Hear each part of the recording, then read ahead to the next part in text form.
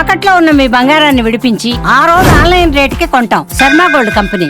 నమస్కారం, welcome to Suman TV. నేను గీతాంజలి. ప్రస్తుతం మనతో పాటు ప్రముఖ ఆధ్యాత్మికవేత్త మైలవరపు నాగమణి గారు ఉన్నారండి. త్రిజగద్గురు పీఠానికి చైర్మన్ గా వారు కొనసాగుతూ ఉన్నారు ప్రస్తుతం.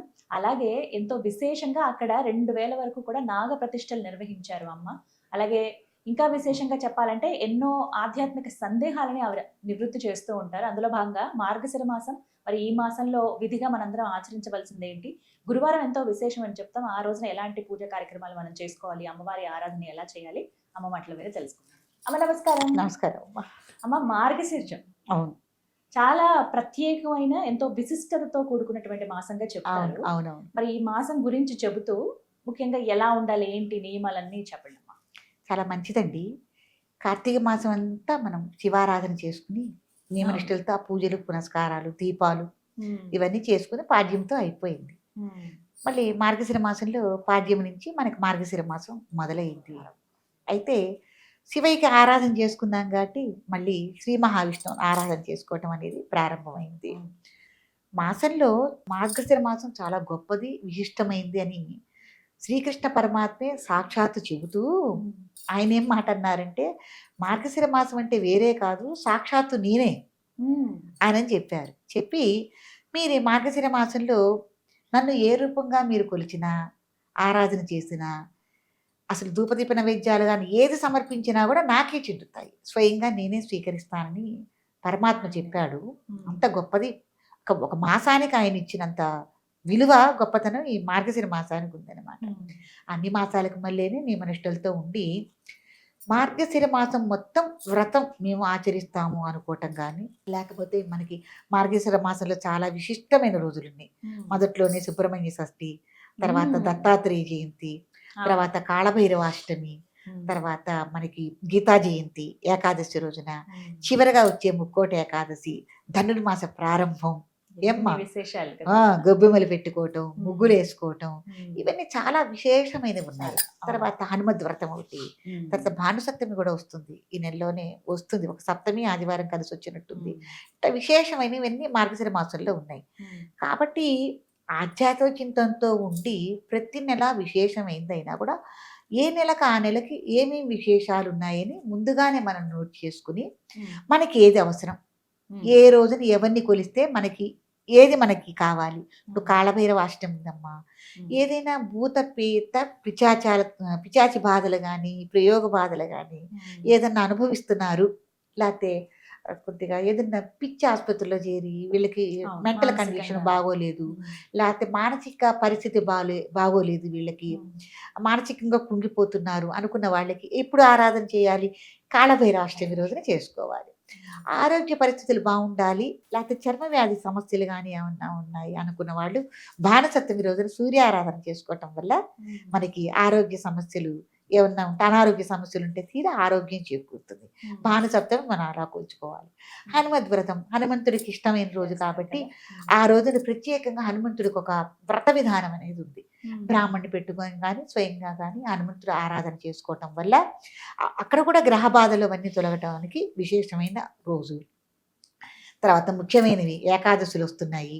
ముక్కోటి ఏకాదశి రోజున అసలు సాక్షాత్తు శ్రీ మహావిష్ణువు దగ్గరే ముక్కోటి దేవతలు, ప్రమదగణాలు, ఋషులు వీళ్ళందరూ కొలువై ఆయన సేవ కోసం ఎదురు చూస్తూ స్తోత్రాలు చేస్తూ ఉంటారు. ఆ రోజున శ్రీ మహావిష్ణువుని కనుక మనం ఆరాధన చేసుకుంటే ఈ ప్రమదగణాలన్నీ ఆయన దగ్గర ఉంటాయి కాబట్టి వాళ్ళందరికీ కూడా ముఖముడిగా మనం సేవ చేసిన వాళ్ళం, పూజ చేసుకున్న వాళ్ళం అవుతాం. కాబట్టి అంత విశేషం ఉంది. అప్పుడు విడివిడిగా ఏ దేవతలకి చేయక్కల, ఆ ఒక్క రోజున శ్రీ మహావిష్ణువు చేస్తే అందరికీ చేసిన వాళ్ళం అవుతాము.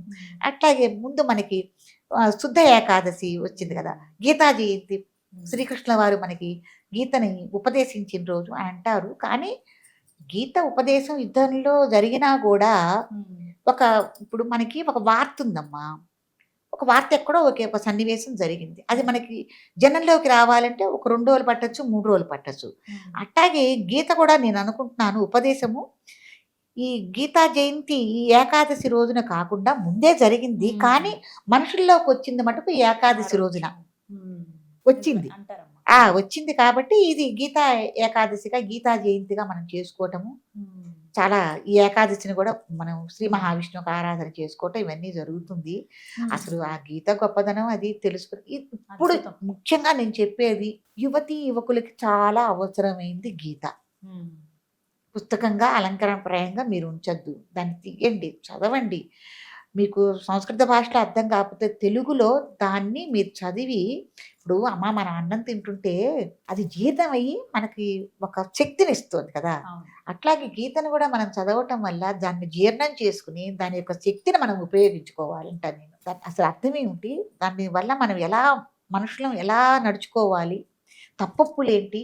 ఇవన్నీ మనకి గీత ఉపదేశం ఇస్తుంది. కాబట్టి మార్గశిర మాసంలో ఇంత గొప్ప గొప్ప విశేషాలున్నాయి. అమ్మ, గురువారం శుభ్ర చాలా ఆ! చెప్తారు కదా. గురువారాలు. ఉమ్. ఎప్పుడైనా మనం అమ్మవారికి శుక్రవారాలు పూజలు అనుకుంటాం కదా! ఉమ్. కానీ మార్గశిర మాసంలో ఏంటంటే అందుకే లక్ష్మీవారం అని కూడా పిలుస్తారు గురువారం. గురువారాన్ని. ఉమ్. కాబట్టి గురువారాల్లో లక్ష్మీదేవిని ఆరాధన చేయటం.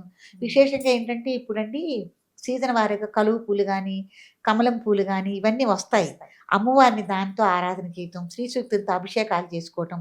తర్వాత ఈ పూలతోనే అమ్మవారికి విశేషంగా శ్రీ సూక్తాన్ని, మూలమంత్రాన్ని మనం సంపుడీకరించుకుని హోమాలు చేసుకోవటం. ఉమ్. ఇవన్నీ ఈ మార్గశిర మాసంలో చేసుకోదగ్గ గొప్ప విశేషాలు. ఉమ్. మార్గశిర ఇంకా మాసం అంత మీరు గొప్ప. అన్నట్టుగా సుబ్రహ్మణ్య షష్ఠి కూడా ఈ నెలలోనే. సుబ్రహ్మణ్య షష్ఠి ఆయన అసలు పుట్టటమే ఒక అద్భుతము.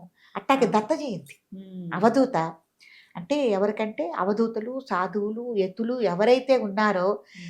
అంటే మంత్రశాస్త్రంలో గానీ, ఒక ఆధ్యాత్మ చింతనలో గానీ ఉన్నవాళ్ళు ఇంకా మేము ఏదన్నా సాధించుకోవాలి, సాధనా మార్గంలో వెళ్ళాలి, ఇంకా మేము ఆధ్యాత్మిక చింతనలో వెళ్ళాలనుకున్న వాళ్ళకి దత్త జయంతి అంటే కోర్ల పౌర్ణమి ఉమ్. చాలా అద్భుతమైన నక్షత్రాలు గొప్ప గొప్పవున్నాయి.